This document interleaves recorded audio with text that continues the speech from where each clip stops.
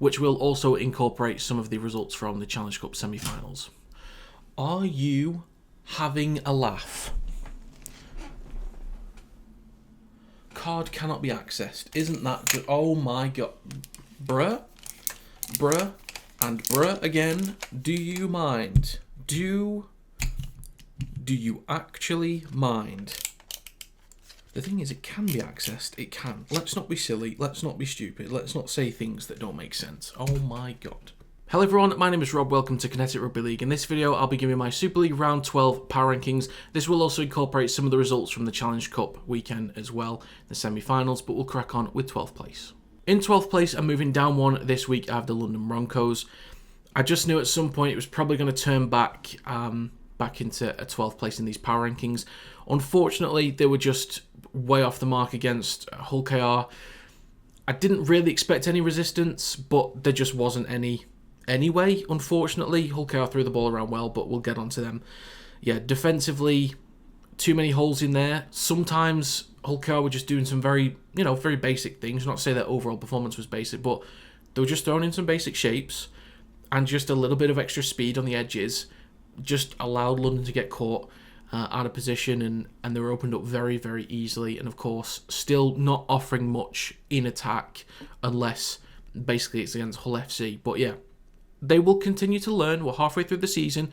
They are probably a much better team now than they were during round one. And they can probably notice some things, but yeah, they're still way off. I think maybe they could pick up a win again later in the season. But yeah, it was a very, very rough effort against Hull KR. On to 11th place now, and moving up one, I have Hull FC. London were pretty bad. I guess the only positive for Hull FC in this case was it wasn't a complete blowout against Castleford. And this is against a Castleford team that I've been praising a little bit over the last couple of weeks. So it was a decent effort, but still, obviously, there's a clear gap to the team that's in 10th place. So they're still part of that bottom two. I do like their energy at the moment. They are trying to turn things around. They're trying to build maybe a different culture over there with, some exciting news about players coming in the future and coaching and all that good stuff. There's probably a different feel around the team, and maybe with the fans thinking, look, we'll look to the future. There's less pressure on this season. They're not getting relegated anyway, regardless of finishing 12th. They'll be safe for next year because of the grading. So at this point, because they've made decisions about the future, they've probably written off the season and there's much less pressure. Fans obviously will still expect wins, and they will probably pick up some wins here and there. But yeah, performances lately have a little bit more energy, but in terms of actual performances on the attacking side and defensive side, still way off. On to 10th place now, and still in 10th place, I have the Castleford Tigers. I think they're a team that's still learning, they're still developing. Tex Hoy in there is going to continue to help them be competitive in a lot of games for the remainder of the season. But I think both sides of the ball need some work. In attack, they're not perfect, but they are a team that seemingly can put up points. They can put up a real good chunk of points, but defensively they're allowing too many at the moment, and that, if they don't make that push for playoffs, which I would like to think that maybe they can do if they string some good performances together, the one thing that's going to stop that is defence. And if they can start finding ways to limit teams, especially teams in the middle of the pack, if they can slow their progression down and find ways to catch up later on in the season, they could push for playoffs. But yeah, in attack, I don't have issues with them, but defensively, they really need to work on it. But I still think that they're a different team, definitely transformed to where they were early on. And they still had some decent efforts early on, especially the game against Salford that they lost narrowly. But they're okay. They're not miles off, but they've just got a few things to work on, which I don't think is a bad foundation for them at the moment. Moving on to 9th place, and still in 9th place, I have the Leeds Rhinos. They just weren't really able to compete with Saints. This is a strong Saints side, by the way, that's kind of turned themselves around a bit. So Leeds, they're still lacking potency in attack. They can still be found out on the edges in defence. They get worked through the middle a little too easy at times, and they can allow momentum to shift very, very easily. But they're a team that they're in a weird spot at the moment because they do have great individuals. I think Rowan Smith is an okay coach. And I'm still waiting for like that peak of Leeds, because it will come again. I think they will have a point where they start taking major steps in their performances, and the game kind of went how I expected it to go, which was competitive in the first half, or fairly close in the first half, and then as the game went on, Saints would run away with it. Leeds need to figure out, I think they just need to figure out a new attacking style, for one, and they need to start having more plans at how they want to finish sets. Defensively, obviously they're not great, and, that may take some time to work on. I think there's a couple key players here and there. Maybe not key players, but depth players that are missing at the moment. So they can't really rotate as much as they might need to. But I just think the first thing that they could do right now is just look for just something new in attack. Try and find a different style. Maybe it's swapping, that's not a word, swapping Brodie Croft and Matt Frawley around on both sides. It's worked in the past for some teams, or having them connect on the same side of the field, just doing something a little bit different, just to make them a bit more unpredictable. Because right now, it's very predictable for teams to kind of defend against, but then it's unpredictable on the last tackle against Leeds because they don't know what they want to do. So they need to figure something out, and I think attack is the first area. Do something different. Moving on to 8th place now, and still in 8th place, I have the Huddersfield Giants. They're a team, again, I don't know which Giants team we're going to get week to week. I've said this for so many weeks in a row now. When they fire in attack, I think they're brilliant, because they can throw the ball around, they can get second phases, they've got good individuals in there that can create moments from nothing. But as a unit, sometimes they're just thrown around too easily in defence. And the thing is, it's not even like an overall performance. I don't know which attacking team we're going to get week to week, and I don't know which defensive team we're going to get week to week. It's all over the place with them. I don't think they're as bad as Leeds, because at their peak, I think their peak is higher than Leeds' peak, and I think their low is still better than Leeds' low. But I definitely cannot move Huddersfield any higher at this point. Until they find some consistency like they did a few months back, maybe I could start to move them up again, but as of right now, they are unfortunately all over the place. And I don't want it to sound so bad, but I don't know where their next win is coming from. They'll probably beat teams lower down in the league, but I can't guarantee that they'd beat Castleford. I can't guarantee that they'd beat Hull FC also, although I think they might do. They'd probably beat London. I don't understand why this team is so all over the place. I really don't. They've got great individuals, but they need to find some consistency somewhere. Moving on to 7th place now, and still in 7th place, I have the Salford Red Devils. I think they're okay. It was always going to be a tricky game against Wigan, and they've had some decent performances over the last couple of weeks, so I think they're still a middle-of-the-pack team. Wasn't particularly close against Wigan, but in some other games against teams higher up in the league, I think they'll still compete. They know how to complete sets well. Defensively, I think they're okay for the most part, but still better and playing a little bit more consistently than Huddersfield and Leeds. So, but they're not pushing towards that top 6 just yet. I think there's a little bit of a gap starting to form to probably the top 5, maybe even top 4. But yeah, Salford, middle of the pack team, a little bit like Huddersfield. I don't know which team we're going to get week to week, because I think they can compete with a lot of teams, but on both sides of the ball can be found out in some areas. The biggest issue for them is when they're not completing sets well, when there's too many errors in the middle of the park. That's when it takes away a lot of the identity of that team, because the way I associate Salford is that strong kicking game, completing sets, chasing hard and pinning teams back. So when there's too many errors, too many penalties, it basically takes away their identity. I think they're still a decent team that will compete with a lot of others in this league. But yeah, I think Salford in 7th seems about right. Moving on to 6th place now, and still in 6th place, I have the Leigh Leopards. We're really seeing now over the last couple of weeks that they're starting to turn things around. It was a tricky start to the season. They had 1 win in 5 games, or it was 1 win, 5 losses, something like that. But it was a poor start to the season, even with some decent efforts in there. But in attack, they look really strong at the moment.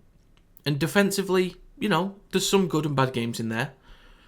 But now that they've gone through that wave of injuries, they're locked in at this point. I think they're still a little bit off at the moment compared to the top 5, maybe top 4. So they're still not quite at that level, but it feels like over the last couple of weeks, like this is now the start of their season to the Leigh Leopards that we knew from last year. So I'm thinking by the end of the season, they could really be challenging teams near the top. They could be, giving Wigan a few, good runs, maybe even Saints, maybe Warrington, Hull KR and Catalans. Like, we've already seen it against, Warrington and Catalans, but again in, later on in the season, they just need to keep that consistency going. They're doing well, and they are firmly in that fight for a playoff chance. Still a few points back because of how bad the start of that season was, but they keep that consistency going. Leeds will drop off, I think. Huddersfield will drop off. Salford will still be in around there, but if Leigh are continuing to make these improvements, they will be a firm playoff team. Even a few points off, they're a playoff contender now. But yeah, they're starting to turn things around and looking more like the team that we knew from last season. Still a few things to work on. They're not perfect, but looking very strong and should be taken seriously by everyone in this league at this point. On to 5th place now and moving down 2. The Catalans Dragons. I think their performance against Warrington was pretty dull. And I'll get onto an argument. When I get onto Warrington's section, I'll get onto an argument of attack versus defence. But in attack, they were very dull. Very, very, very one-dimensional. Next man up rugby. And the one, I said this in my post-match reaction on TikTok, is that the one good or great thing about their performance was Chris Satai. That is it. Their performance was fine. Like, at best, their overall performance was fine, but he was the only good or great thing about them, was that he made the Warrington defence worry. And I think he should have been given more opportunities to run at the line when they were inside 10 metres. They had so much field position in the first half and did absolutely nothing with it. Absolutely nothing. And even in the point where Warrington were down a man, obviously, Catalans were down a man at one point as well, but they had so much field position and fair play. Some of those were gifted to them by Warrington and a lot of those were earned by themselves. But you have all that field position and you come up with nothing. You offer nothing. It's pretty poor. I could have moved them down 1 possibly, but down 2 makes so much more sense after that performance compared to recent performances of the teams that need to move up in those 2 places. Mate, you just can't be doing that. I will also say, as I said in my TikTok video, that I think the no try that was given in the second half, I'm pretty sure he's got that down. I do think it's a try, so scoreline-wise would look a lot closer. But in terms of their actual performance, was just not good enough. But again, fair play for earning that much field position, but to do nothing with it is pretty poor. It is pretty poor. And they allowed Warrington a lot of easy meters through the middle of the park. They'd put a lot of pressure under them, a lot of pressure onto Warrington for like a minute, 2 minute, 3 minute sets, and then Warrington get the ball back, instantly throw the ball around, and get good field position through like the middle or the second quarter of the pitch, and just allowed Warrington to break out a bit more. So yeah, I think defensively still okay. Only to allow 14 points against a decent attacking team right now isn't too bad at all. It's pretty solid actually. Or was it? It might have been 16 points actually. My bad.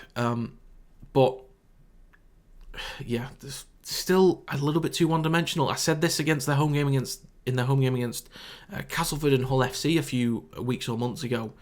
It just wasn't really looking right. And I think of the top 5 teams, I think they're the most inconsistent of the top 5 teams right now. And they're the biggest question mark for me going forwards. On to 4th place now, and moving up 1, I have Hull Kingston Rovers. I think they put on an incredible display against London. I will say some of those tries could be chalked off to forward passes in the build-up, but that doesn't take away from the actual, the execution and creating those moments in the first place. So I've got to acknowledge that. But they completely demolished London. And, people will say, and this is an argument I've made multiple times, people will say it's only London or it's only Hull FC. The point is that even though it's only London or it's only Hull FC, some teams haven't done that to them.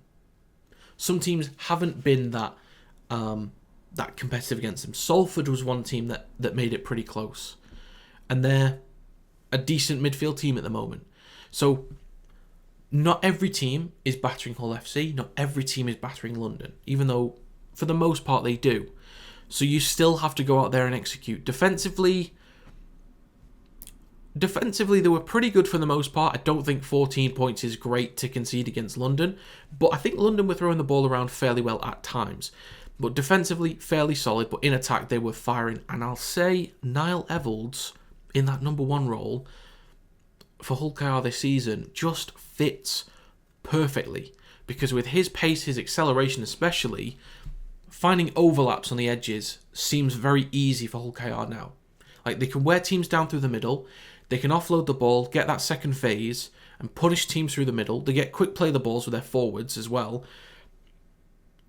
But on the edges, Niall Evalds just seems to be just helping them create those overlaps. And if they can keep utilising him, keep working him on both sides of the field, they will demolish teams all over the park. Because they set a standard through the middle, Parcell is gone or Lytton is gone. Then they attack the edges, Niall Evalds opens up gaps. Hiku can then start to exploit those on one side, or then Broadbent or Gildart when he's back can exploit them on the other side. They've got areas to punish teams, but I think it's putting in those complete performance against the better teams in the league more consistently is the most important thing now going forward for Hull KR. But they're still a team that I take very seriously. I think they're still a League Leaders Shield contender, just about, and a Grand Final contender, just about as well. On to third place now, and moving up 2 this week, I have the Warrington Wolves. This is the highest I've been on Warrington at the moment, and as a Y fan, I'm always cautious about where I place them. I always want to make sure that I'm fully justified in anything that I put towards Warrington Wolves. So, up 2 into third place. First of all, the Challenge Cup semi-final against Huddersfield. What an incredible display. In such hot weather, shifting the ball around as well as they did, early in the tackle count, deep in our own half, really going at Huddersfield, taking the fight to them, being so strong defensively was incredible to see. Now, I was at the game and I was in the shade, and the moment that I walked down the steps into the sun after that game, I thought, Jesus Christ, how have they... You've got fans that were sat in that or stood in that for 80 minutes. You got those guys that were playing an intense game in that for 80 minutes, and they were just on point the whole time. Incredible. And then to go into Catalans' home stadium, who haven't lost at home this season, to go from that abysmal round 1 effort to a much more improved round 6 effort to then putting on that display defensively was chef's kiss. That was beautiful. Absolutely beautiful. Now, here's the point I was going to make about defence versus attack. Sometimes we don't know how to compare when we say, okay, was one team great defensively or were they poor in attack? This is how I look at it. Catalans were poor in attack, but the thing that makes Warrington great defensively was that when Catalans would just let a forward run at them or just let someone run at them in the line, you can still drag players back and barge them over the line, but you've got to keep them up or you've got to push them back over the try line. So Catalans weren't throwing the ball around particularly well when, they were in the red zone, but the thing is, when there was a forward that was running at the line, that was looking at potential gaps, Warrington shut it down very quickly. So that's the defensive aspect. And those things, that doesn't make Catalans' attack dull, because every team at some point, when you're within 10 metres, you'll just pass it off to a forward and let him have a go. Because maybe you just want to set up, or that forward will just have a go at the line. So the reason why I think, yes, there was poor Catalans' attack, but the great Warrington Wolves defence was from shutting out the forwards that were close to the line and under so much pressure time and time again. Jamie Jones-Buchanan was referencing the 3-minute defensive sets, or 3.5 minutes in this case for Warrington, that we put up with that for so long, not letting in a single try in the first half, and then immediately, straight after going at them, spreading the ball early in the tackle count, early and deep into our own half. That's what a lot of NRL teams do, and we did that a lot last season under Powell, but when we went away from that, we struggled in games. But we're doing it so much more this season, and when we spread the ball early, deep in our own half, we are effective. We look great. I need to see us compete against Wigan. That's the only other thing I need to see. I need to see us compete against Wigan. But just overall, a few too many errors in that game. But given how much pressure we were under, some things we did it to ourselves at times, but with being under so much pressure and then offering what we did in attack, I'm very, very pleased. And I'm at a point now where I can take Warrington very seriously. But I need to see the teams we put out against Wigan, and I need to see that performance against Wigan in the league and in the Challenge Cup final. I'm so ready for it. On to second place now, and still in second place, I have St. Helens. What I will say is they appear to be the St. Helens that we kind of expected them to be, or that we have, come to know over the last couple of years. Maybe still not at the exact same level, but they're dominating at a rate that we kind of associate Saints with. Defensively, looking a lot stronger. They're not thrown around as easily as they have been this season. They're controlling games a lot better, and they're demolishing teams in attack. They're really firing at this point. This is a scary-looking Saints team right now. Also a team that isn't perfect. So they can be beaten. And there are moments where momentum can swing in games. But they're looking really strong with the ball. And their scramble defense is really strong at the moment as well. I just need to see them taking on more top teams to kind of solidify that they are still as strong as we see that they are. Like, they can demolish teams near the bottom. But as long as they continue to compete with Wigan, with Warrington, Hull KR, Catalans, and, we'll get a great look at that in the next round. They are a team that is still to be taken very, very seriously. There was a point a few weeks back I thought, are we starting to take them out of the conversation? But they've gone right back into the conversation. No doubts over that at the moment, and they are completely firing at the moment. Finally, in first place, and still in first place, I have the Wigan Warriors. They also look like the Wigan that we associated from last season. In attack, they are spreading the ball around extremely well. All their key players are firing at the moment, and defensively looking really, really strong. There isn't really too much to say on St. Helens and Wigan at the moment. It's just essentially what we associate with them from last season and what we expect of them. So, yeah, it's that simple. They are performing at a level that we expect them to. So we can't, or I don't feel like I can dive too deep into their performances, because this is expected. I can say, okay, well done in attack, but it's like, well, look at who you've got and look at what you've been doing in previous years. It's expected. In defence, you're not letting in many points, but look at what you've done over the years. It's to be expected, but it still needs to be praised that performing at this kind of level and consistently performing at this kind of level, it needs to be praised. And fair play to Wigan at the moment. They were a team that didn't look perfect. They had some shaky moments, but at this point now, given the types of performances they put in and consistently over the last couple of weeks, people are now seeing them as the team to beat, and they are clear favourites for all competitions at this point now. And to me, it makes complete sense. So that is going to be my Super League Round 12 power rankings. If you have your own list, do let me know in the comments down below. But yeah, is there anything I've missed? Anything that I've not really considered in these? But as always, thank you very much for watching. Feel free to like the video if you enjoyed and subscribe to the channel to stay up to date with Rugby League content. But thanks for watching, and I will see you next time.